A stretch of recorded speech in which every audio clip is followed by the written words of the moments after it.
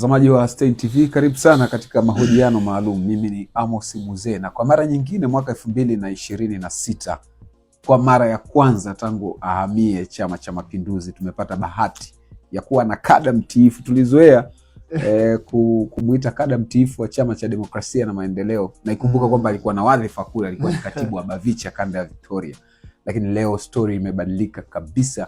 Tunamuita kada mtiifu wa Chama cha Mapinduzi, sio mwingine ni Mr. Gwayaka Aaron Kiromba. Bana, karibu sana. Asante sana kaka. Kwa mara ya kwanza mwaka 2026 umetubless katika studio yetu, na tangu umehamia Chama cha Mapinduzi hatujazungumza. Ni sahihi. Kwanza nitumie fursa hii kumshukuru sana Mungu kuweza kutuvusha mwaka 2025 salama na mpaka sasa tuko mwaka 2026. Happy New Year. Happy New Year too. Stein TV, chombo kikubwa kama hiki cha habari, mnaendeleaje? Tupo, tunashukuru sana. Ninashukuru. Sasa hivi upo mtaa wa pili sasa. Ndio. Mtaa wa pili. Maisha vipi? Maisha ni safi. Maisha ni safi. Naona changes obvious zile lazima ziwepo. Unapokuwa unahitaji kufikia malengo. Kuna msemo anasema ni rahisi ama ni vizuri unabadilisha mfumo, ubadilishi malengo. Tunaishi katika muundo wa namna hiyo. We change the system, not objective. We don't change the objectives. Yes. Tunajitahidi sana na jambo hili nilizungumza kwa vijana wenzangu. Ni vizuri sana kubadilisha mfumo ila sio kubadilisha malengo. Lengo langu mimi ni kuona jamii yangu inaishi katika ustawi unaostahili. Ustawi ulio bora, wakipata huduma bora safi za afya, elimu yenye ubora, barabara kwa maana miundo msingi, maji, nishati na vitu vya msingi vyote. Hayo ndio mahitaji yangu na dhamira yangu ambayo inanisukuma mimi kujiengage zaidi katika siasa. Ulikuwa katibu wa Bavicha kanda ya Victoria, kwa hiyo tuna imani kwamba kwa asilimia kubwa kwa muda mwingi ulikuwa na majukumu kila siku ya kufanya. Sasa hivi ni kada tu wa kawaida ndani ya Chama cha Mapinduzi, unafanya nini? Kwanza tu ndani ya Chama cha Mapinduzi kuwa tu kada ni wadhifa tosha. Yaani kuwa tu mwanachama ndani ya chama tawala ni wadhifa. Kwa sababu majukumu ni lazima. Yaani ni lazima kwa sababu CCM ni chama ambacho kinaongoza dola. Kinahitaji update za siku kwa siku, kinahitaji mabadiliko ya kimfumo, kinahitaji uundwaji wa mifumo ya mara kwa mara, kinahitaji watu wenye utashi, utayari na uwajibikaji. Kinahitaji kila aina ya namna ya kufanya kiongozi kuwa karibu na jamii, ya kufanya mwanachama uwe karibu na jamii. Na ukizingatia mbali tu na kuwa kiongozi, kuna wajibu wa wanachama ndani ya chama. Wewe unaripoti kwa nani kama kada? Mimi kama kada ninatekeleza majukumu yangu ambayo tuna ngazi zetu. Kuna ngazi za tawi, mimi kuanzia ngazi za shina. Mimi ni shina namba 5 ndani ya tawi la Nyamkazi, kata Miembeni. Kwa hiyo nina maeneo yangu ya kuripoti pia, lakini kuna ngazi mbalimbali. Mimi ni mwana UVCC, mmoja wa vijana wa Chama cha Mapinduzi. Nina vitu vya msingi ambavyo lazima niviwajibikie. Ukiacha si lazima niwe katika level za uongozi ambazo ni famous kwa maana kila mmoja anatambua na nini, lakini kuwa tu ndani ya Chama cha Mapinduzi ni wajibu tosha, ni uongozi tosha. Unapofuata misingi, kanuni, taratibu na majukumu ya msingi kama mwanachama. Kwanza hongera sana, ulipata bahati ya kupanda kwenye jukwaa la kampeni wakati Rais Daktari Samia Suluhu Hassan alivyokuja kipindi hicho akiwa kama mgombea wa kiti cha urais kupitia Chama cha Mapinduzi pale Kaitaba. Ukapata nafasi ya kupanda kwenye jukwaa na kuzungumza na watu. Ulijisikiaje kwanza? Ilikuwa ni tarehe, niweke vizuri record, ilikuwa ni tarehe 16 mwezi wa 10 Oktoba. Usahau. Sisahau. Ni miongoni mwa matukio ambayo ni ya kihistoria katika maisha yako. Ukweli ni wazi, unapokuwa mwanachama umepokelewa na viongozi wa kamati kuu ya chama, viongozi wa rank ya juu kabisa katika chama, kwanza unaondoa umashaka kuhusu wanachama wako. Unajua taasisi inapokuwa kubwa inakuwa na watu ambao wana tabia na hulka tofauti tofauti. huyu ametokea wapi, huyu yuko hivi na vitu kama hivyo. Kwa Samau, kwanza hiyo ni faida ya kwanza, lakini jambo la pili, kwa nini tunaliita ni tukio la kihistoria kwa maisha yangu mimi binafsi ninavyolichukulia? Sio kila mmoja anaweza kufanya kitu. Na sio kila mmoja anaweza kupata hiyo nafasi. Yaani sisi waya sio tunasema timu yole. Sio vitu vya limradi. Kwa hiyo ni vitu ambavyo mpaka nafikia hatua ya kupanda ni mchakato mkubwa sana niliopitia. Ulipambana. Ni hatua kubwa sana ambazo nyingine zinaweza kuzungumzika kwenye media, nyingine ni za siri. Lakini kikubwa zaidi ni kwamba ni taasisi CCM ni chama ambacho kinaheshimu misingi ya utu, uhuru wa mawazo, fikra, lakini sanjari na nini hii tunayosema usawa. Unapokuwa kada umeingia leo ukapata fursa na kada aliyeingia zaidi ya miaka 10, 50 nyuma au 30 unakuwa sawa. We are same na tuna haki sawia kabisa. Rais alipata ushindi wa 97 na nukta kadhaa. Karibia 98%. Ulipigia kura? Nilipiga kura. Kwa kweli kama kuna tukio nilifanya la kihistoria. Kwanza sijawahi kuwa mwanachama wa Chama cha Mapinduzi before. Sisi tumeelewana vizuri. Pili, sijawahi kupiga kura yangu nikashinda. Kwa maana kuanzia ngazi ya diwani, bunge na rais. Ilikuwa ni mara yangu ya kwanza. Nimepiga kura. Oktoba 29. Na hapo nilikuwa nimetoka kwenye mizunguko ya kampeni. Bahati nzuri nilipoingia CCM walitambua kipaji changu, labda niseme hivyo, wakanivari, wakanithamini. Ngazi za chama taifa wakawa wamenipa majukumu ya kwenda kufanya hamasa kwenye mikoa mingine ndani ya kanda hii. Kwa nikawa nimetoka nimeenda majimbo tofauti. Hongera sana. Kwa hiyo ulipiga kura? Nilipiga kura. Oktoba 29 niliamka mapema tu vizuri na siku hiyo niliamka na kamvua kwenye baraka na neema. Kwa msingi huo nikaenda nikapiga zangu vizuri kura na kura zangu zilienda zote tatu kwa mafiga, kwa maana diwani, rais, mbunge na diwani. Kwa hiyo nilimchagua Dr. Samia Suluhu Hassan. Nikamchagua Engineer Johnston Mtasingwa, nikamchagua na vile vile diwani wa kata yangu. Uliwezaje kupiga kura na wakati kumbukumbu zinaonesha wiki 2-3 nyuma ulikuwa bado ni mwanachama wa Chama cha Demokrasia na Maendeleo, ukipigia chapuo harakati ya no reforms no election. Na wakati huo ninyi mlikuwa mmesusia hata kwenye mchakato wa ile maboresho ya daftari la mpiga kura. Uliwezaje kupiga kura na wakati kushiriki kwenye kujiandikisha? Kwanza moja, mimi uandikishaji tufahamu kuna jambo la kikanuni hapo lieleweke sawa. Uandikishaji uliofanyika hii miezi hivi karibuni ulikuwa ni maboresho. Haukuwa ndo mara ya kwanza kwa katika zoezi la uandikishaji. Kwa hiyo mimi taarifa zangu zilikuwa sawa. Hazikuhitaji maboresho. Katika upande wa sijui labda nimehama mtaa ama nimefanya, ukizingatia mwaka uliopita nilikuwa nimegombea katika mwaka 2024. Nilikuwa nimegombea serikali za mitaa pia, lakini bado vile vile taarifa zangu in short zilikuwa kwenye kituo chako cha mwanzo. Yes, katika daftari. Lakini pili nilikuwa kuaje mpaka napiga kura. Sisi wa haya huwa tunasema kogi abunyira onyira. Haitimbikorwa abeyatira. Sisi huwa tuna hiyo misemo kwamba, hebu ifafanue vizuri yani tutazama. Tunapozungumza kwamba kogi abunyira onyira ni kwamba we adapt, tunajitahidi sana kuadapt kuendana na mazingira. Yani tunabadilika kuendana na mazingira. Chama cha Mapinduzi toka nimehamia kwa muda tu hata mchache nilioweza kukaa kabla sijamia, baada ya kuhamia niliona utofauti mkubwa sana, na niliona kabisa nia ya dhati ya Dr. Samia Suluhu Hassan kuongoza taifa hili. Kwa hiyo ili nishawishi sana na michakato ya ndani na vitu kama hivyo mpaka nikafikia hatua ya kupiga kura. Na kushawishika kwa mtu kupiga kura ndio maana kampeni zinafungwa siku moja kabla ya kwenda kupiga kura. Maana yake kuna watu wanaweza kubadilika mwishoni kabisa. Na mwingine anaweza kubadilika hata wakati wa kwenda kupiga kura kwenyewe. Maana yake ni kwamba mwanadamu sio mnyama kwa maana ya ng'ombe na mifugo mingine. Mwanadamu sio jiwe, hubadilika, ana ufahamu, anang'amua mambo, anatafakari mambo na hatimaye huchukua maamuzi. Kwa hiyo mimi nilichukua maamuzi ya kuhamia CCM na nikapigia kura Chama cha Mapinduzi. Mission yako ndani ya Chama cha Mapinduzi ni nini? Na imebadilika kutoka kwenye mission uliokuwa nayo kwenye Chadema?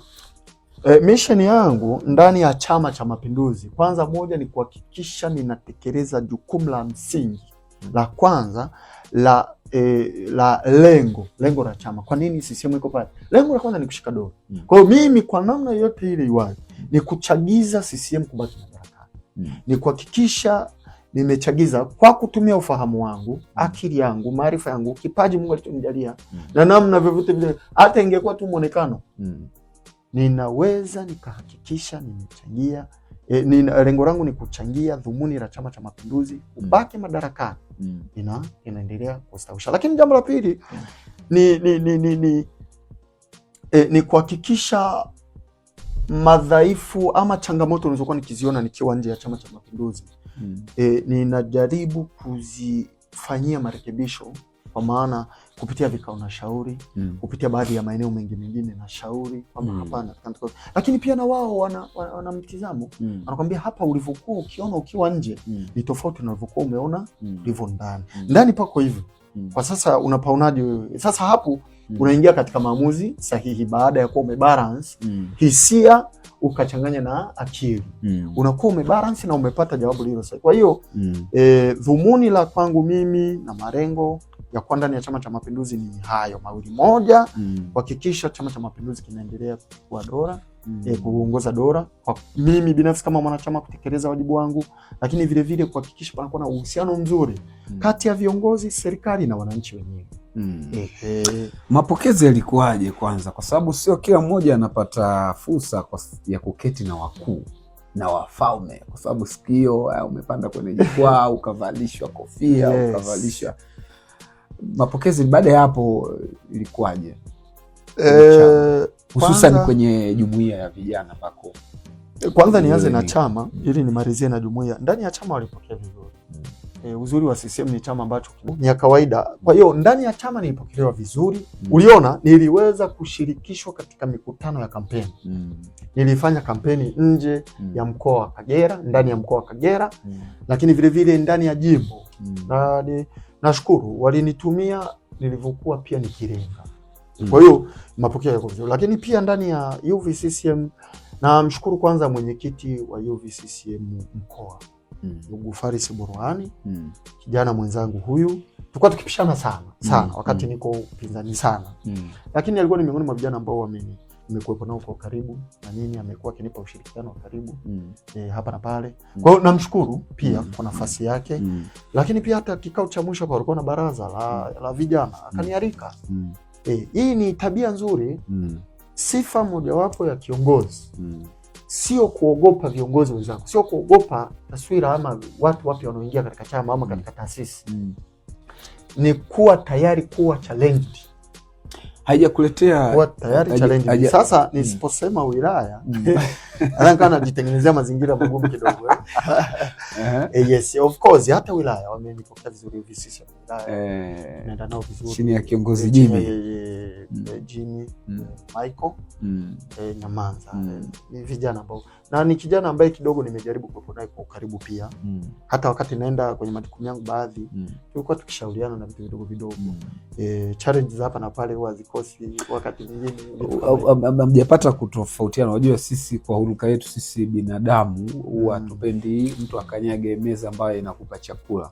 Ulikuwa Chadema, ulikuwa kiongozi. Watu wanaweza kadhani umetoka Chadema na mission ya kutaka nafasi tena ndani ya CCM, na wakati kuna watu ambao wamelelewa ndani ya CCM na wameandaliwa, lakini wewe unatoka nje alafu unakuja na malengo yako. Hujakutana na hiyo hali ya bana. Kwanza tukubaliane. Hujawekewa mipaka yani. Kwanza tukubaliane jambo moja hapa. Ukiwa mwanadamu ambaye umekamilika, ukikosa malengo wewe ni mfu. Kustahili kuishi. So mwanadamu yoyote ambaye anaishi na anapumua na malengo. Hiyo namba moja.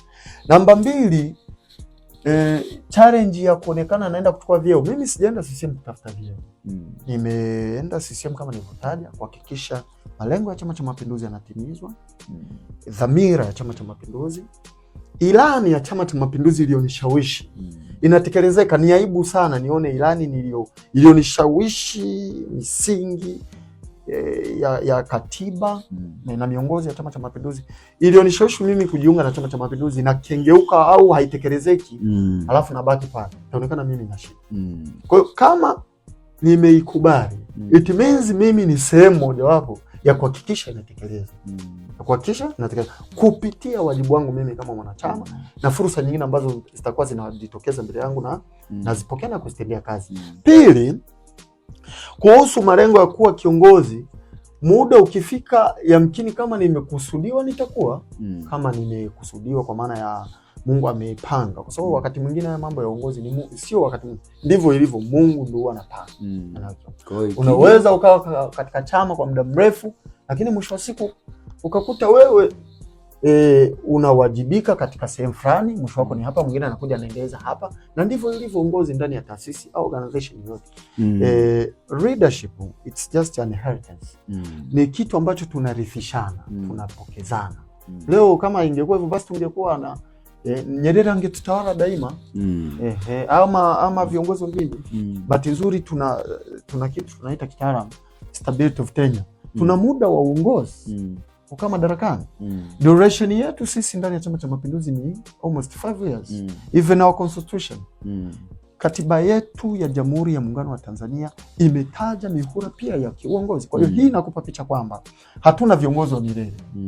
Hatuna viongozi wa milele, lakini vile vile taasisi kama CCM, chama hiki cha siasa, hupokea watu, hutoa watu.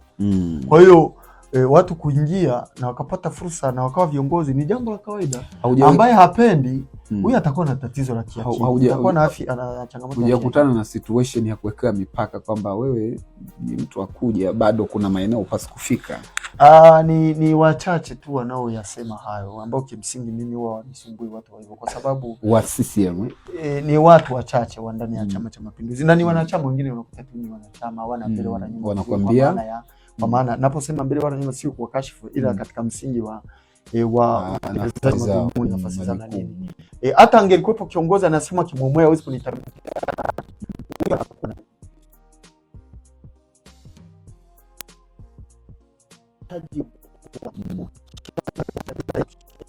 Angalia hizi page za show, paragraph za 78 74 inaeleza vizuri malengo na madhumuni, ikiwemo ni pamoja na kukuza jumuiya, kukuza uhusiano kati ya jamii na viongozi na serikali, kuhakikisha inapata upotential.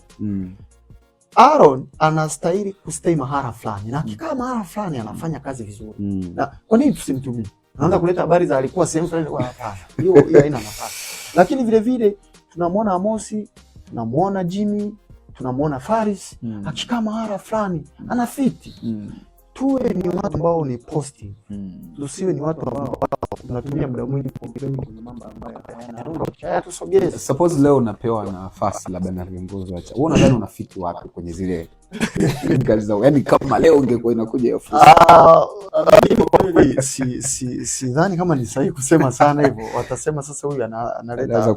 Ni vizuri observation zikafanywa na watu wa nje, kwamba Aaron anastahili kwa mara fulani, lakini binafsi mimi huwa napendelea sana ukatibu na uenezi. Kwa kweli hayo maeneo nayafiti. Unafiti na kuwa katibu kwa maana ni ratibu shughuli na kadhalika, lakini vile vile na uenezi, either wa chama ama jumuiya popote, whatever the case. I have experience, I'm competent, and then ninapenda, I'm willing. Sawa. Lakini pia unajua uzuri, kiongozi bora ni yule ambaye anaweza karotate. A good leader should be flexible. Lazima uwe flexible. Jukumu hili unaweza kulitekeleza, na sio upende kuwa kiongozi mkubwa, hata kiongozi mdogo. Unapokuwa una utashi na utayari, inapendeza sana. Chadema wanasemaje? Ukipokea jumbe umetusaliti, umefanya hivi baada ya kuhamia ndani ya Chama cha Mapinduzi? Wako maneno bwana kusema, siwezi kusema naweza akakosa. Wapo wanaweza wakasema, na obviously wapo waliosema. Lakini pia tukubaliane kwamba maisha ni safari, ni hatua. Unapokuwa na malengo, kama nilivyosema, unapokuwa na malengo lazima ukubali kwamba ili niafikie lazima baadhi ya watu wapunguze. Walikusema lazima wapunguze, lakini hata wao ili waweze kufikia katika lengo lazima baadhi ya watu wao wapunguze. Yamkini hata na mimi ilikuwa ni sehemu moja hapo ya mimi kupunguza ili wao wafikie malengo, lakini na mimi pia ili nifikie malengo ilikuwa ni lazima niweze kupunguza. Ulikuwa kiongozi kwenye kamati tendaji kanda ya Victoria.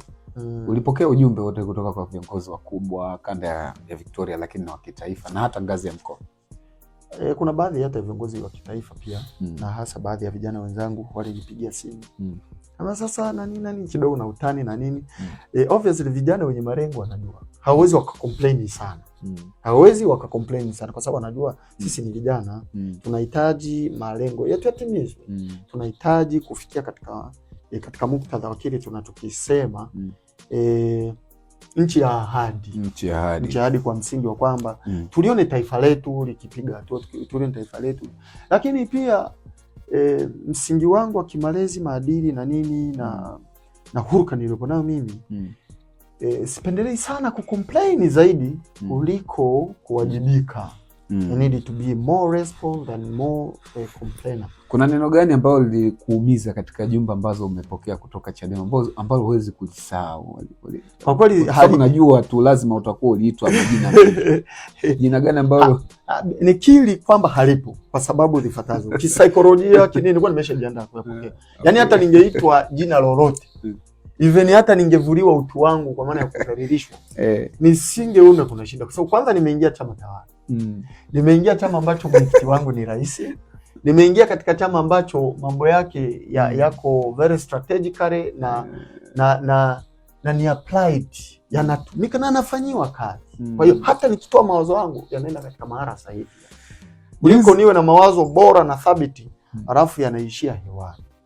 Unaona hata juzi kati hapa nilitoka kidogo kuzungumza na katibu wetu wa chama ngazi ya mkoa. Ndugu comrade David More. Nilizungumza naye, alinipokea vizuri. Katibu wangu wa vijana dada Christina alinipokea vizuri, mwenyekiti wangu. Ninapokutana na viongozi kama hawa, lakini pia hata viongozi wa kiserikali, nikajaribu kubadilishana nao mawazo. Mimi wasipendi jambo liharibike. Sawa. Lakini vile vile katika utaratibu, nidhamu ni jambo la muhimu sana. Usiende kuzungumza kwa majungu. Wewe una vyombo, una mamlaka ya kupeleka hoja zako, una mamlaka ya kupeleka maoni yako na utaratibu. Hata kama sio kiongozi kwa maana ya kuitishwa kwenye vikao moja kwa moja, lakini nina namna nyingine. Tushikilie hapo, unasema usizungumze kwa majungu. Wakati umepanda kwenye jukwaa la Chama cha Mapinduzi, ndio ulisema unamwaga mboga jinsi ambavyo mipango inafanyika huko ya kuvuruga na vitu kama hivyo. Lakini juzi kiongozi ambaye kutokana na ukimya wake mlidhani ni kiongozi sahihi, Mheshimiwa Freeman Mbowe, alisema Chadema sio wakorofi. Chadema wana vitu, wana vidai vya msingi. Uone kama pale kwenye jukwaa ulikuwa unapiga majungu. Kwanza kutumia muda mwingi kuwajadili Chadema nitakuwa nakukosea heshima. Hata mimi mwenyewe nitakuwa najikosea heshima. Na ukosea heshima chama changu ambacho nipo kwa sasa. Kwa sababu CCM ina vitu vingi sana vya kujadili. Leo maendeleo ni makubwa. Matendo ndani ya siku tu hata hizi 100 anazozifanya Dr. Samia Suluhu Hassan. Okay, tutakuja. Kwa hiyo bila kusema kwamba nimekimbia swali na kwa faida ya msikilizaji. Kwanza tarehe 16 sikuwahi kuzungumza neno au sikuzungumza juu au sikuzungumza maneno mabaya. Kauli yangu ambayo ni thabiti nilisema, na nadhani hii ndio labda ilileta utata, nisema walitegemea sisi kututumia ama tulitegemea sisi vijana kutumika katika kuhakikisha utekelezaji wa kauli mbiu ya no reform no election kutekelezeka, kuzuia uchaguzi na vitu kama hivyo ifanikiwe.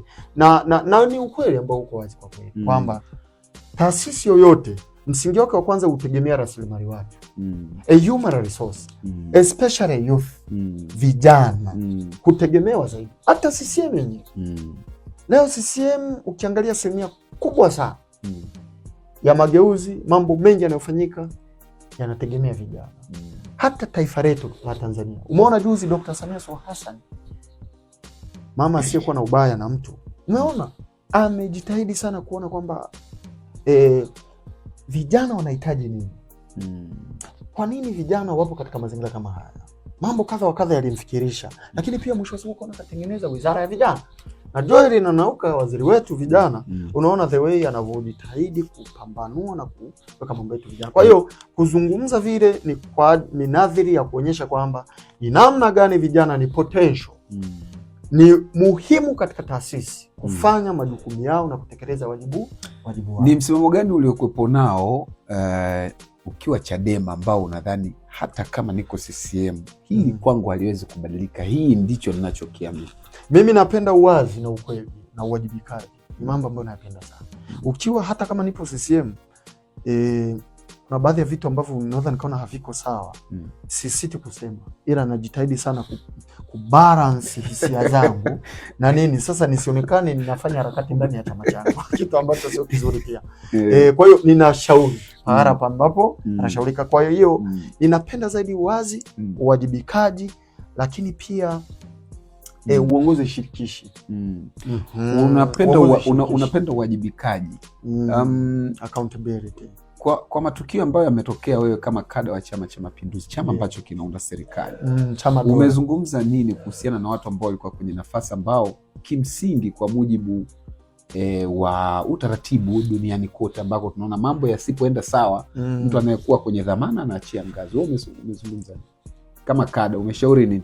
Kwa msingi wa kwamba ninapoona viongozi hawafanyi vizuri, na ukiunganisha na haya matukio ambayo yametokea kwanza tunaona mageuzi makubwa sana, kuanzia miundo ya kiwizara, kuanzia baraza zima la mawaziri, muundo wa kiserikali. Tunaona mageuzi makubwa sana ya kimuundo, kiutendaji na hata kisera pia.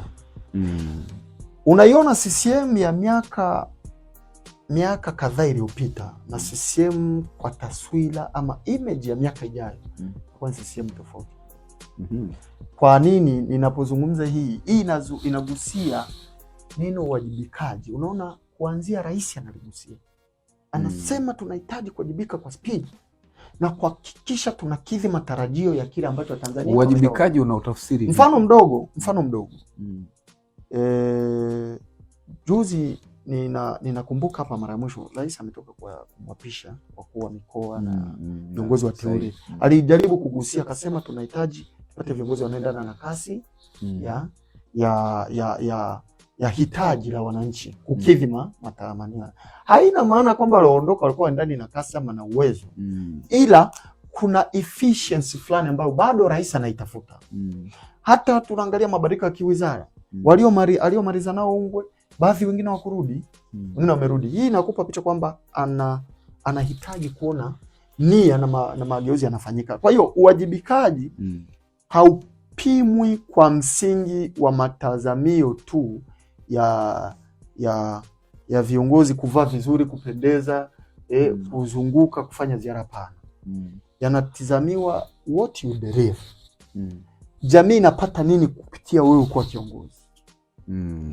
Namuona Mheshimiwa Kenan kiongozi mwenezi huyo wa chama chetu taifa. Juzi alikuwa na ziara toka tarehe 16, 17 mpaka 18 hapa. Baada ya ziara anaendelea hii mikoa Tabora, lakini naona bado pia anatarajia kwenda Kigoma. Alipokuwa Nzega, nadhani kati ya jana ujuzi, Nzega pamoja na Urambo, amegusia uwajibikaji. Miradi mingi sana inaletwa katika jamii inayogharimu fedha, kodi za wananchi.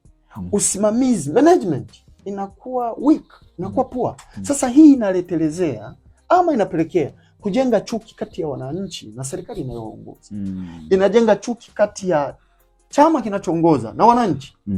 Inafikia hatua wananchi wanaishia kulaumu chama, kulaumu serikali husika. Ni kwa sababu tu ya uzembe wa baadhi ya viongozi wachache ambao hawako tayari katika uwajibikaji wa majukumu yao. Kwa hiyo sisi tunachokiangalia, tunaangalia umekuwa kiongozi katika nafasi yako, umederiva nini katika jamii? Jamii sisi tumepata nini kupitia kwako kwa kiongozi? 100 za Rais Samia Suluhu Hassan. Nataka uziweke katika summary kwa ufupi sana. Ni vitu gani ambavyo wewe sasa ukiwa kada mpya wa Chama cha Mapinduzi unasema nimeingia nikakutana na hivi na kiongozi wangu mpya na mwenyekiti wangu mpya ndani ya siku 100? Siku 100 za Dr. Samia Suluhu Hassan. Kwanza kwa kweli nikiri kusema amefanya vitu vikubwa sana na vingi. Unajua, unaposema haya mambo, kuna watu ambao wao walishajenga mitizamo hasi katika akili zao. Yaani wakiona tu umeanza kuzungumza anaanza kusema chao ameanza. Lakini tusipoyasema mazuri anayoyatenda rais, tusipozungumza katika ukweli, kwa sababu ndio ukweli wenyewe. Kwa sababu ukweli wenyewe ukweli sio kusema uongo. Ukweli sio kusema kashfa au dhihaka. Ukweli sio kusema sio stahili. Ukweli ni kuongea kitu ambacho kina ukweli. Yani the real information. Sasa tunapozungumza siku 100 za Dr. Samia, kwanza tumeona mageuzi makubwa sana ya kisera. Sera, kimalengo, sio umeelewa vizuri, lakini vile vile kitaasisi ama kisekta na kiwizara, nikilenga wizara pia. Ukijaribu kuangalia kupitia mfano wizara ya vijana, siku 100 kwanza pamekuwa na uundwaji wa wizara mpya ya vijana, ili kuweza kuona hata haya matukio tuliyopitia nyuma kuanzia Oktoba na nini, tunaona kuna shinikizo kubwa sana la vijana wanakuja, wanahitaji jambo fulani, yani wapo kama kwenye pipe fulani, wanakosa namna na hewa ya kupumulia. Kwa hiyo wanalazimika watumie njia yoyote ile inayostahili mbele yao wanayoiona, ili kufikia mahali ambapo wanahitaji, kitu ambacho sio sawa na sio salama pia kwao na kwa serikali. Kwa rais kupitia mamlaka zake akaunda uwepo wa wizara ya vijana. Hiyo ni jambo kubwa sana. Tumeona sio tu kuunda kaiacha hivi hivi, anaita wizara ya vijana na maendeleo. Wizara ya maendeleo ya vijana. Yani hii inakupa taswira ya kwamba ana makusudio ya kuwa karibu zaidi na vijana. Na vijana sio tu vijana maneno, vijana na uchumi. Katenga zaidi ya bilioni 200. Bilioni 200 ni hela nyingi sana, watu hawajui. Bilioni 200 ni karibia tunazungumza milioni 200,000. Milioni 200,000. Unajua ukizungumza tu neno bilioni 200 mtu anahisi ni tarakimu ndogo sana. Lakini tungekuwa na muda hapa tukazifafanua, ni hela nyingi sana. Hatusemi kwamba ndio fedha inayokidhi kulingana na uhitaji mkubwa wa vijana waliopo. No, tunachokilenga ni kwamba tunajaribu kupunguza tempa na joto la ukata kwa vijana. Ufukara na umaskini unaotukabili vijana. Lakini jambo la pili tunaangalia katika sekta za afya. Ameweka bima ya afya bure. Jambo ambalo lipo katika implementation stage, hatua ya kiutekelezaji. Tunaangalia vile vile vifaa tiba vinavyozidi kuongezwa. Tunaangalia katika muktadha mzima wa mifumo ya kisera katika wizara ya afya, ikiwemo hata haya masuala kuzuia hii wapendwa wetu maskini wanapokuwa kilala au mauti wanazuiliwa na nini. Amesema hapana, waondoke, watafutie namna bora na thabiti ya kuondolewa. Lakini vile vile tuna swala la wizara ya elimu, ambao ni uti wa mgongo wa taifa lolote kwa dunia leo, unahitaji kuendelea. Unapokuwa umeelimisha watu, umedhibiti ujinga, umedhibiti umaskini na umedhibiti maradhi pia. Unapokuwa umeelimisha, unaangalia uzuri hata sisi Kagera, umeona tumezinduliwa tawi hili la UDSM. Hii inakuonyesha kwamba mkoa huu unadharisha wasomi wengi, lakini mwisho wa siku wazazi pia wanaingia gharama kusambaa kuwapeleka huko mikoani. Kwa hiyo wizara ya elimu tunazungumzia pia katika swala la uboreshaji wa hii swala KK 3 zile, kusoma, kuandika na kuhesabu. Hii si kwamba ni sera mpya, hapana. Hii ni sera zamani, lakini ambayo imeingizwa katika advanced, yani imeboreshwa na imeingizwa katika mfumo thabiti wa kwamba, unajua palikuwa na matukio hapa nyuma yanatia aibu nchi. Eti mtu anamaliza darasa la 7 hajui kusoma na kuandika. Sasa rais amelidhibiti kuanzia grassroots. Mtoto darasa la 2, la 3 kindergarten kwenda mpaka unakuja kumaliza elimu ya msingi, unakuwa competent kwa kiasi fulani. Lakini pia tunazungumza miundombinu kwa maana ya barabara na nini. Umeona hata hizo siku 100 ndani ya mkoa wetu wa Kagera tu, nikianzia hapo, ujenzi umekuwa mkubwa. Mabarabara, masuala ya miundombinu, miundombinu msingi. Sio, umeelewa vizuri. Tumeona hata hizi barabara za Kyerwa zikijaribu kuwekwa katika mikakati na mikataba ikirejewa. Hii barabara ya Foezi, tukijaribu kuangalia uchukuzi pia, tukiangalia meli mpya imezinduliwa MV Mwanza hapa, ikitusanisha sisi mkoa wa Mwanza, mkoa wa Kagera, lakini na nchi jirani. Lakini vile vile hapo mengi sana makubwa ameyatenda hata katika habari za diplomasia. Diplomasia, kwa kweli hili niliweke wazi. Kuna faida kubwa sana ya kuishi vizuri na majirani zako. Kama kuna kitu ambacho ni muhimu sana katika taifa lolote duniani, sio tu taifa, hata tukianzia ngazi ya kaya. Unapokuwa unaishi wewe, familia yako na majirani zako mnaishi vibaya, kwanza hali ya usalama inakuwa ndogo. Inakuwa ndogo sana. Unaweza ukahisi kwamba nimeondoka, nimeacha chungu changu jikoni, Naweza nikarudi nikakuta jirani yangu kwa sababu siishi naye vizuri ameniwekea sumu. Ama kafanya kitu kibaya, lakini unapokuwa unaishi vizuri na jirani zako unaishi vizuri. Sasa tunaona katika level ya kitaifa Dr. Samia Suluhu Hassan amejitahidi sana. Wizara ya mambo ya nje imefanya kazi kubwa sana. Juzi walikuwa kwenye forum za Kiarabu kwenye mikutano, lakini tumeona wameenda Vatican kuonana na papa viongozi. Hii inakupa ni namna gani serikali imejidhatiti katika kuhakikisha diplomasia inakuwa. Na diplomasia hii haiendi hivi hivi. Haitumiki diplomasia ya kisiasa na kimahusiano tu. Bado inagusa sekta muhimu ya kiuchumi. Diplomasia ya uchumi. Kwa hiyo siku 100 tungesema tuzizungumze, inaweza ikagharimu muda mrefu sana. Na Watanzania kwa kweli tuwe ni watu ambao tuna mitazamo chanya. Sawa. Wakati tunamalizia, ndio unaonekana sana kwenye mitandao yako ya kijamii, unaongelea watu, unasifia watu walitegemea labda Aaron, kama ambavyo unajitanabaisha kwamba wewe unazungumza maendeleo na vitu kama hivyo. Tulitegemea atumie, sasa ameingia kwenye chama ambacho umesema kuna uhuru wa kuongea na vitu kama hivyo na utashi uzungumze mambo ya wananchi, lakini unaonekana unatumia mitandao yako kuzungumza watu kila siku. Unamweka huyu kesho, unamweka huyu kesho, unamweka huyu. Watu wanaona kama huyu anafanya kama uchawi, parasitic life. Kwanza sio kweli. Sio kweli, kwa sababu ukiangalia asilimia kubwa ya maandiko yangu katika jamii ninakuwa ninagusia mambo makuu mawili au matatu. Moja, ninatekeleza kauli mbiu ya chama ya utu. Kuna viongozi wengi sana wanafanya makubwa katika nchi hii, lakini hawako recognized. Hawathaminiwi katika kile kitu wanachokifanya, jambo ambalo sio zuri. Mimi kama sehemu yangu ya kada ninatumia jukwaa hili kuwapa hata kongole yao kwamba sasa si tutegemea niweke sawa. Mfano ninapomzungumzia kiongozi kwa level, for instance kama kiongozi wa mkoa au wa nchi, nikazungumza upotential wake yeye kama kiongozi, lakini nikataja mambo kadhaa aliyoyafanya. Hiyo inakupa picha. Sizungumzi mtu kwamba unakuwa unazungumza wajibu wake, yani kufanya ni wajibu, ndio maana anaitwa kiongozi. No, unaweza ngoja nikwambie. ATM inawezekana ukawepo pale, ukaenda pale, hela ni yako, lakini ikashindwa kutolea fedha, au ikitoa unaishukuru, ikashindwa kutoa. Acha tu kushukuru, ikashindwa kutoa, na pesa ni ya kwako, ipo ni ya kwako, na kadi umeingiza, lakini fedha ikashindwa kutoa. Wangapi viongozi tunalalamika wameifikisha nchi hii pabaya kwa sababu ya kutowajibika.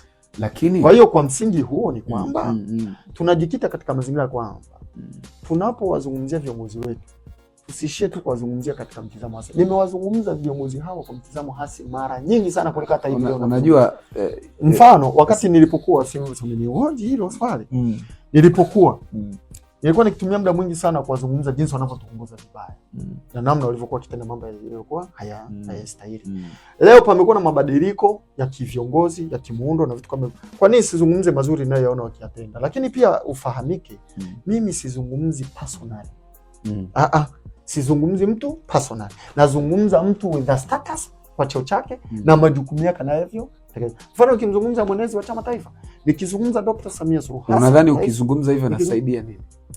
Kwanza moja, inasaidia kutengeneza positive attitude kwa watu. Tunajaribu kuwaengage watu kuwa na mitazamo chanya kisaikolojia pia. Sasa matarajio ni kwamba umeingia katika chama ambacho umeona ni bora, kina uhuru, kinakupa uhuru wa kuzungumza na kushauri na vitu kama hivyo. Sawa sawa.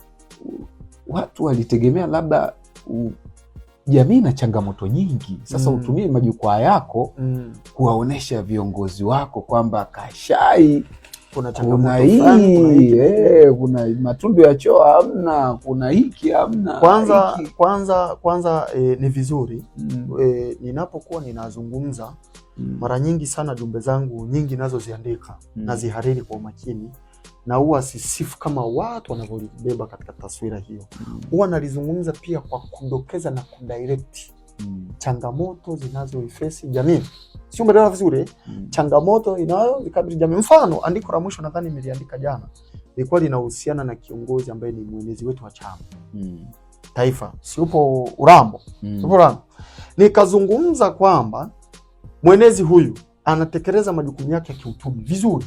Lakini pia ameonyesha kwamba viongozi walioko kule wawajibike. Tuna mradi wa bilioni 100 wa kuvuna maji kutoka ziwa Victoria, kuhakikisha wamesambaza katika wilaya za Nzega, Urambo na maeneo haya mengine ya Tabora, lakini wanahitaji kwenda mbele zaidi. Bilioni 100. Leo haya mambo yakikaliwa kimya kuzungumzwa, wananchi wanahisi serikali haifanyi kitu chochote, lakini wakati huo pia yakikwama, bado hawa wananchi wanatoka na kuzungumza kwamba mnaiona serikali ya CCM ilivyo ya hovyo. Unaona vitu kama hivyo. Sasa we try to say ili watu wadhibitishe, watu waone, lakini wakati huo tunapozungumza kwamba mradi wa bilioni 100 wa kuvuna maji umekuja, tafsiri yake ni kwamba tunaondoa dhana na matendo ya aibu yalikuwa kikashifu nchi hii kwamba tunazungukwa na maji na ziwa, alafu watu wana upungufu wa maji. Sio, umeelewa vizuri? Kwa hiyo tunajitahidi kuconnect matukio, sera na yale yanayotekelezwa na serikali na chama pia, kwamba kwa sasa serikali inahitaji watu wapate maji na maji yanavunwa kutoka ziwa Victoria. Na mradi ni bilioni 100. So asipopatikana mtu wa kuyaongea kwa katika nadharia namna fulani, unajua tunatofautiana kufikisha ujumbe. Kuna mwingine anatumia nguvu kubwa, kuna mwingine anafanyaje, ila mwingine anatumia maandishi kama mimi ninavyofanya. Kwa hiyo naweza nikataja profile kidogo ya mheshimiwa kama mwenezi ama nani, lakini chini nikashuka vizuri kwa kueleza changamoto ilivyo tatuliwa na maelekezo yake pia kama kiongozi na viongozi wa kiserikali pia. Viongozi wa kiserikali.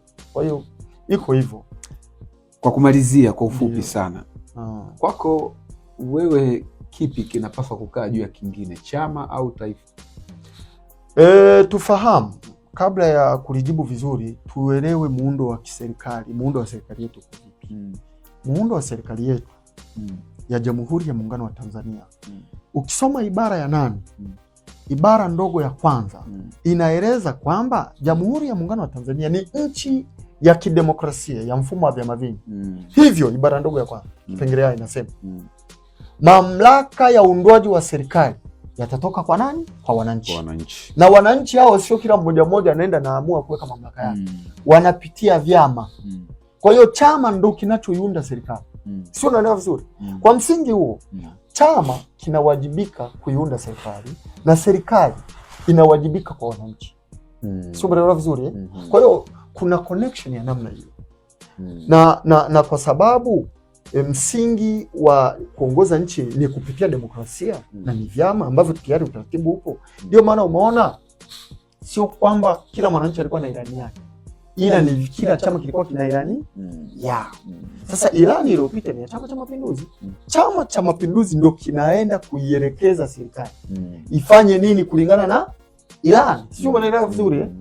Kwa hiyo ndio maana watu wengine wanashangaa sema sasa kwa nini labda mkuu wa mkoa aingie kwenye kamati za siasa za vyama? No. Tunaangalia implementation ya ilani ya chama chetu inatekeleza vipi, kwa sababu mwisho wa siku atakaoenda kulaumiwa na kuhojiwa ni chama. Ndio maana unakuta hata wapinzani huko pembeni wakisimama wanasema naona serikali ya Chama cha Mapinduzi ilivyo, hata maiti na ingangania watu conference inakuwa nyingi, hazisemi serikali tu, serikali ya Chama cha Mapinduzi. So kuna umuhimu wa kuelewa hilo kwamba kuna utegemezi mkubwa sana kati ya chama na serikali. Na chama kwanza alafu nchi. Nchi tunapozungumza nchi ni war, inabeba wanachama sio wanachama nani. Lakini tunapozungumza msingi wa uongozi tunalenga chama. Nchi ni bora na ni ya kwanza kabla ya kitu chochote.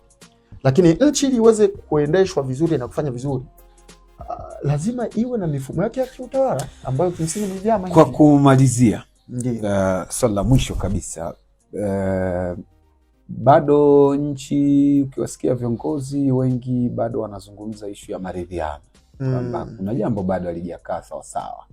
Na Mheshimiwa Rais alisema ataunda tume ya maridhiano kuwaweka Watanzania pamoja ili mambo yaweze kwenda kwa pamoja. Unadhani ni kitu gani ambacho kinapaswa kufanyika mwanzoni kabisa ili maridhiano yaweze kuwepo kama kada wa chama?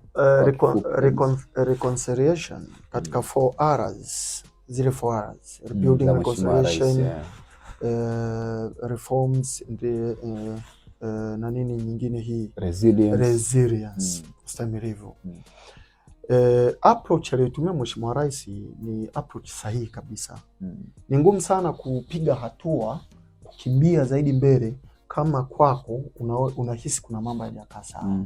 Kwa hiyo ndio maana akaweka uunzi wa tume, akaunda tume ya maridhiano ili iweze kutupa mwanga, tuanze na kipi, tumalize na kipi. Na tume ile imeundwa kwa mujibu wa sheria na mamlaka ambazo zipo za kiunzi. Kwa hiyo tume ya maridhiano haijawepo bado. Sasa hivi kuna tume ya kuchunguza matukio haya. Ni ya matukio ambayo na baada hapo Mheshimiwa Rais alisema baada ya hapo ndio itakuja tume. Hoja yangu iko katika huo msingi kwamba kilichoanza ni tume ambayo inachunguza yaliyotokea kwa msingi wa kuweka sawa ndani ya nyumba, kuweka hali ya utulivu, kujua sababu na reason out why, kila kitu kama hicho. Sasa baada ya stage hiyo tunafuata hatua ya kuridhiana. Je, uhitaji wa maridhiano upo? Na unaridhiana kati ya nani na nani, au yupi na yupi? Nchi yoyote ile duniani inapokuwa imetoka katika kipindi cha uchaguzi inakuwa katika matabaka. Hata kama ni chama tu ndani ya system pekee yake. Kumaliza uchaguzi, kwa sababu kumbuka uchaguzi unahusanisha wanaompenda na wasiompenda. Wanaomhitaji na wasiomhitaji. Wanaomwona ni sahihi na wanaomwona sio sahihi. Sasa ili uweze kuwarudisha katika ungo ambayo ni moja, tupike chungu kimoja, tuzungumze mamoja, tunene mamoja, tuamue mamoja, lazima tuwe na level of willing. Utashi uhusike sana. Kwa hiyo Rais Dr. Samia Suluhu Hassan namshukuru sana kwa hili.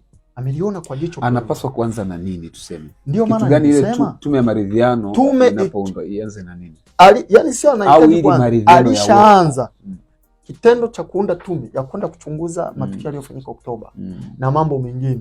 Tayari huo ni msingi wa kwanza. Lakini jambo la pili ambalo anaenda nalo, anaenda katika msingi wa kuhitaji kujua kwamba sasa tayari wameshanipa hii kitu. Leo kuna vitu ambavyo nilikuwa nimeshaviahidi kabla ya hiki kitu. Yaani mimi niliahidi vitu fulani nivitekeleze vya kimaridhiano au vya kimsingi. Mfano, uwepo wa reforms ya katiba. Mchakato wa katiba mpya. Sasa alikuwa limeahidiwa katika ilani. Hilo lilikuwa ni swala ambalo kama yasingetokea lilotokea Oktoba tulikuwa tunaenda nalo vizuri bila tatizo lolote. Sasa baada ya hapo yapo ya kutekeleza, na maridhiano yanaihusisha jamii. Yanahusisha vyombo vya polisi, jamii yenyewe, vyama vya siasa, taasisi za kidini na vitu vingine. Kwa hiyo tuna component nyingi sana ambazo tunahitaji kukaa nazo kama taifa ili msingi mmoja uwepo, na lengo la mama ama Dr. Samia Suluhu Hassan ni kutafuta umoja wa kitaifa. Si unanielewa? Umoja wa kitaifa ndio unaotafutwa hapo katika kitu tunachokiita maridhiano ambayo tunayahitaji. Kwa hiyo umoja wa kitaifa unajengwa katika hiyo misingi, kuhakikisha vyombo vya ulinzi na usalama, taasisi za kidini, masuala yote haya, vyama vya siasa ni mdau mkubwa katika hiyo meza ya maridhiano. Mwenyekiti wa Chama cha Demokrasia na Maendeleo ambayo ni miongoni mwa vyama vikubwa vya upinzani hapa nchini bado anaendelea na kesi yake, lakini pia wakati huo shughuli za chama bado zipo katika hali ya kusimamishwa. Unadhani wewe, ushauri wako na maoni yako kwenye hilo kuelekea meza ya maridhiano, kitu gani? Ushauri wangu mimi hapo nashauri mambo mawili. Jambo la kwanza, jambo ambalo liko mahakamani ama lipo katika vyombo vingine vya kimaamuzi, siwezi kuviongelea katika ushauri. Ila naongelea ushauri kwa msingi wa wale wote ambao watakuwa na ile ombi na ile nafasi pia ya kushiriki. Vyama vya siasa kama ulivyosema ni wadau muhimu sana na washirikishwe kwa namna inavyowezekana. Yaani jitihada zifanyike kwa kadri inavyowezekana, kwa sababu tumekusha kuona kwamba siasa na uongozi huwezi kuvitenganisha. Hata kama ingekuwa ni Chadema wapo, wana wafuasi wao wapo ambao pia ni Watanzania wenzetu, CUF, ACT nao wapo. Na kila chama kina haki sawa katika taifa hili. Si umenielewa? Lakini furthermore ni kwamba vyama hivi viwe na utayari na utashi wa kisiasa. Wasiwe radical kupitiliza. Yaani wasiwe na misimamo ya jihadi mikali kupitiliza. Kwa sababu hili ni taifa letu wote. Sio taifa la CCM, sio taifa la Chadema, sio taifa la CUF, sio taifa, ni taifa la watu wote. Kuna wenye vyama, kuna sio kuna vyama, lakini kuna taasisi za dini, kuna mashirika ya kiraia, kuna mashirika ya kiserikali, kuna watu ambao wao hata siasa wana habari nayo, lakini wanaishi. Sio barabara vizuri. Watoto wanahitaji huduma za shule, watu wagonjwa wanahitaji madawa, madaktari wanahitaji mishahara, walimu na vitu kama hivyo. Sasa yote haya tusiishi katika nadharia ya kuhisi kwamba sisi tuna haki peke yetu, hawa wana haki, au hawa wana haki peke yao, au hawa ndio wanaosemaga ukweli peke yao, hawa wanasemaga uongo, au hawa namna yote ile ya ubaguzi haitakiwi hapo. Kwa hiyo maridhiano ni ya muhimu, lakini pia mimi nashauri hasa kwa vyama vya siasa viwe na utashi na utayari, kwa sababu serikali yoyote duniani haipo serikali iliwahi kupelekwa kwa mashinikizo. Never, haijawahi kuwepo. Serikali huwa ni inahitaji msikilizane. Serikali unapohitaji kuidogosha kwa kuanza kuleta vihoja na hoja ambazo kwa namna moja ama nyingine zinaonyesha kama unapeleka enforce mechanism kwao, kweli ni shida nyingine hiyo. Lazima tukubaliane. Lazima tukubaliane. Lazima. Hata sisi wa Kristo. Unakumbuka Yesu bwana? Walikuja wanafunzi pale nyuma, akamwambia mwalimu, yumo mle ndani anazungumza nao. Mama yako na ndugu zako nje wanakuita. Akamwambia hivi. Akamwambia mama yangu na ndugu zangu ni hawa wanaonisikiliza na kulishika neno la Bwana. Hiyo inakupa taswira kwamba hata ukiwa kiongozi jitahidi sana kubalance emotion. Usiwe ni mtu unaamini kwamba lazima ninachokitaka mimi kitekelezeke. Sikiliza na upendo kile wanasema. Serikali imefungua milango. Tunakubali kuna mambo kadha wa kadha yametokea hapa na pale ambayo yameleta utengano kidogo katika jamii zetu na katika maisha yetu haya. Kwa tuna kila sababu ya kuwarudisha kwa kukaa tukazungumza tukaweka mambo sawa, tusiwe na misimamo mikali zaidi radical. Yes. Kwa hiyo hilo ndo nashauri na ninashukuru sana kwa fursa hii. Ninawashukuru sana Stein Media, ninashukuru sana Watanzania wenzangu na vijana wenzangu. Tupo kuhakikisha jamii yetu na nchi yetu inasonga mbele. Na mimi kama Aaron Shengo Makiromba, Mr. Gwayaka, niko tayari kuhakikisha inashiriki kwa namna yoyote ile kuitengeneza jamii yetu kuwa na mitazamo ambayo ni rafiki na kile wanachokihitaji. Tunahitaji vitu vingi sana, lakini yamkini hata njia tunazozitumia ama namna tunayoendea hayo mahitaji yetu ili tuyapate ikawa ina changamoto fulani. Kwa hiyo ninashawishika zaidi sana kuhitaji jamii yangu iwe na utashi na utayari ili tuweze kujenga taifa moja, nchi moja na maendeleo. Kwa sababu hitaji letu kubwa ni maendeleo. Tunaweza tukabadilisha mifumo, lakini tusibadilishe malengo. Malengo yetu sisi kama Tanzania ni kuwa wamoja, kuishi kwa amani na kwa utulivu. Jambo ambalo ni muhimu, na katika siku 100 hizi kwa kweli ni mshukuru sana Dr. Samia. Hili jambo kwa kweli amelipambania sana. Amani kuna imerejea katika jamii, hali ya utulivu sio jambo dogo. Amani kuipoteza ni sekunde, kuirudisha gharama kubwa. It's very costly. Mimi nakushukuru sana Mr. Gwayaka. Nakushukuru sana. Tutaendelea kuzungumza yanayohusiana na ustawi wa taifa letu na maendeleo ya nchi yetu, kwa sababu naamini wewe ni mdau mkubwa. Nashukuru sana. Mtazamaji wa Stein TV, nilikuwa na Mr. Gwayaka Aaron Kiromba, kada mtiifu wa Chama cha Mapinduzi. Tulikuwa tunazungumza mawili matatu kuhusiana na uhamisho wake ama kuhama kwake kutoka Chadema kwenda CCM, lakini na masuala mengine ambayo yanahusiana na maendeleo ya taifa letu.